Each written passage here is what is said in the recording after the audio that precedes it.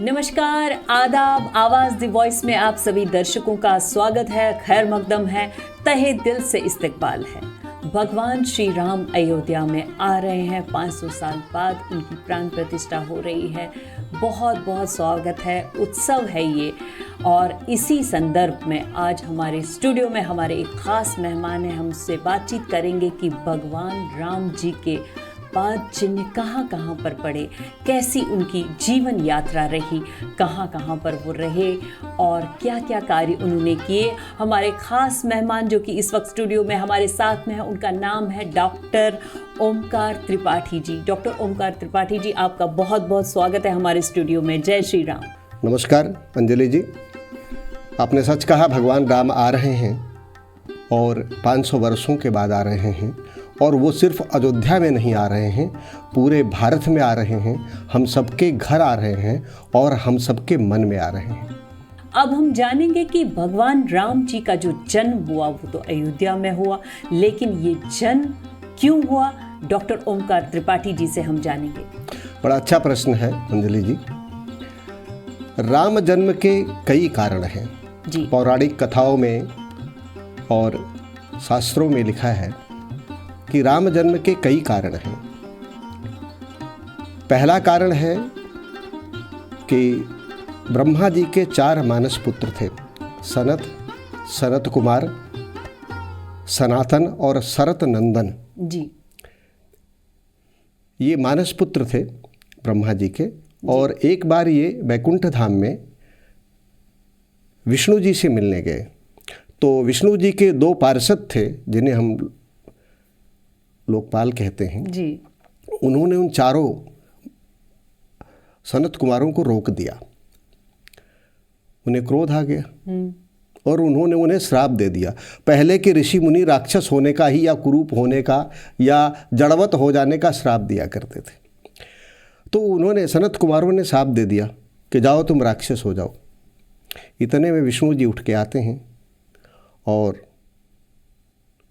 वो क्षमा मांगते हैं, लेकिन श्राप तो दिया जा चुका है जी। तो फिर उनका उद्धार करने के लिए विष्णु को राम रूप में अवतार लेना पड़ा। दूसरा कारण है जालंधर। जालंधर राक्षस था, बहुत शक्तिशाली था। और कहते हैं जब तक उसकी पत्नी वृंदा की शक्ति उसके साथ है तब तक जालंधर को कोई हरा नहीं सकता। शिव जी ने ऋषियों मुनियों की पुकार पे जालंधर से युद्ध किया, लेकिन वो जालंधर को हरा नहीं पाए। फिर भगवान शिव नहीं हरा पाए। तो फिर भगवान विष्णु को उनकी मदद करनी पड़ी और उन्होंने वृंदा के साथ छल किया। उस छल की वजह से शिव जी जालंधर को हरा पाए, मार पाए। तो वृंदा ने विष्णु जी को श्राप दिया कि आप मानव बन जाओ और मानव के सारे कष्ट सहो। एक और कारण था जो रामचरितमानस में वर्णित है, नारद का मोह। नारद को एक बार अहंकार हो गया कि मैं तो बहुत तपस्वी व्यक्ति हूँ, बहुत बड़ा साधक हूँ। और चूँकि भगवान विष्णु के भक्त थे तो भगवान विष्णु ने उनके मन के इस अहंकार को पहचान लिया। अब ईश्वर का एक और धर्म होता है कि अपने परम भक्त के मन में अगर कोई विकार आ जाए तो उसको दूर करना। भगवान विष्णु ने नारद के अहंकार को दूर करने के लिए एक माया नगरी का निर्माण किया और उसमें सारे स्त्री और पुरुष बहुत सुंदर बना दिए। राज दरबार बनाया, एक राजकुमारी बनाया। नारद जी वहाँ गए तो राजा ने नारद जी से कहा कि मुनिवर, आप जरा मेरी पुत्री का हाथ देख करके उसका भाग्य बताइए, उसका विवाह किसके साथ होगा। जैसे ही नारद जी ने उस सुंदर कन्या को देखा, नारद जी उस पर आसक्त हो गए।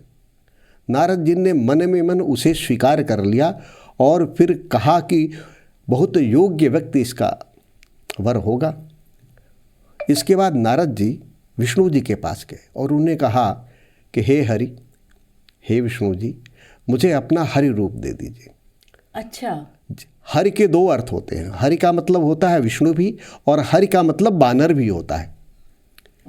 तो विष्णु जी ने कहा तथास्तु और उन्हें हरि रूप दे दिया। वानर का रूप दे दिया।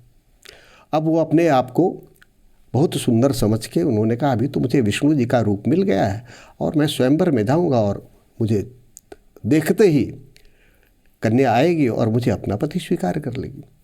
लोग उन पे हंस रहे थे उन्हें देख देख के, लेकिन नारद जी मस्त थे अपने उसमें अहंकार में कि मैं तो खुशी को लेकर, हाँ मैं तो अब दुनिया का सबसे सुंदर व्यक्ति हो गया हूँ और ये युवती मुझे वरेगी। युवती ने उनका वरण नहीं किया। जब नारद जी वहाँ से निकले तो 2 शिव भक्त थे वो जो बहुत हंस रहे थे उनको देख के। तो उन्होंने नारद जी ने क्रोध किया। तो उन्होंने कहा कि भगवान पहले अपना चेहरा जाकर जल में देख लीजिए, दर्पण में देख लीजिए। तो एक तालाब के किनारे गए और जब उन्होंने जल में अपना चेहरा देखा तो वानर का रूप। नारद जी को बहुत गुस्सा आया और गए और सीधे विष्णु जी के पास जाकर के उन्हें शाप दे दिया कि जिस तरह से आपने मुझे पत्नी के लिए इतना तड़फाया है, मैं आपको शाप देता हूँ कि आप मनुष्य रूप में पत्नी के लिए उतना ही तड़फोगे। और चौथा एक और कारण था। जो प्रथम पुरुष मनु और शत्रुपा, उन्होंने भगवान विष्णु की आराधना की और वो भगवान विष्णु को पाना चाहते थे। तो भगवान विष्णु ने उन्हें ये वर दिया कि हम आपके कुल में जन्म लेंगे। तो ये 4 कारण थे, लेकिन इसके अलावा भी और कारण थे जी। तुलसीदास जी ने लिखा है कि राम जन्म के हेतु अनेका, परम विचित्र एक ते एका। एक कारण नहीं रहा राम के जन्म का, बहुत सारे कारण रहे विष्णु के अवतार के। विष्णु जी के जितने अवतार हुए हैं उसके पीछे कोई ना कोई कारण रहा है। और अगर आप वैज्ञानिक दृष्टि से देखें, लोग डार्विन की थियोरी पढ़ते हैं, थियोरी ऑफ डाइवर्जन जी। हम अगर सनातन की इस थियोरी को पढ़ें तो हम पाएंगे कि जो डार्विन ने लिखा है वो हमारे सनातन में पहले से मौजूद था। जीव की उत्पत्ति जल से हुई है, तो सबसे पहले मीन ईश्वर ने मछली का रूप धारण किया जो जल में रहता था। अच्छा, फिर कच्छप रूप, हाँ, फिर कछुए का रूप धारण किया जो जल में और दोनों जमीन पर दोनों पे रहता था। तो इस तरह जीवन का विकास हुआ है। और हमारे धर्म में वो सब नृसिंह का अवतार, आधा पुरुष और आधा जानवर, इस पर और चर्चा करेंगे। लेकिन राम के अवतार का जो एक प्रमुख कारण है वो ये है, जब जब होई धर्म की हानि, बाढ़ही असुर अभिमानी, तब तब धरि प्रभु विविध शरीरा, हरहि दयानिधि संकट पीरा। और गीता में भी कृष्ण जी ने कहा है, यदा यदा ही धर्मस्य ग्लानिर्भवति भारत, अभ्युत्थानम अधर्मस्य तदात्मानं सृजाम्यहम्। तो राम के जन्म के ये अनेक कारण हैं। राम के जन्म से संबंधित और बहुत सारी कथाएं हैं। राम के जन्म को लेकर के रावण को मिले सांप की भी कथा जुड़ी हुई है जी। पौराणिक कथाएं बताती हैं कि रावण जितना विद्वान था उतना ही बड़ा राक्षस था। रावण को कई सांप मिले। इतने बड़े शिव भक्त थे वो। जी। रावण ब्राह्मण था, माँ कैकेशी थी, पुत्र विश्रवा थे। विश्रवा ब्राह्मण थे और पुलत्स्य के पुत्र थे वो। तो रावण पुलत्स्य का पौत्र हुआ। माँ उसकी कैकसी थी, माँ राक्षस थी, पितृवंश जो है वो ब्राह्मण था। लेकिन रावण के जो कार्य थे वो सभी अनैतिक थे, इसीलिए वो राक्षस कहलाया जी। लेकिन उनकी भक्ति, शिव भक्त था जी। अपने शीश को काटकर 10 बार उसने शिव को चढ़ाया, तो इसलिए दशानन कहलाया। और ये दशानन उसके जो प्रतीक हैं वो 10 इंद्रियों के प्रतीक हैं। उसका 10 इंद्रियों पर नियंत्रण था। वो 10 शीश 10 बुद्धि के प्रतीक हैं।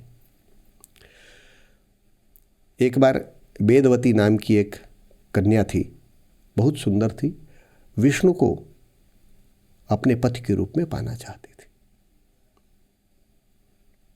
रावण राक्षस था प्रवृत्ति से।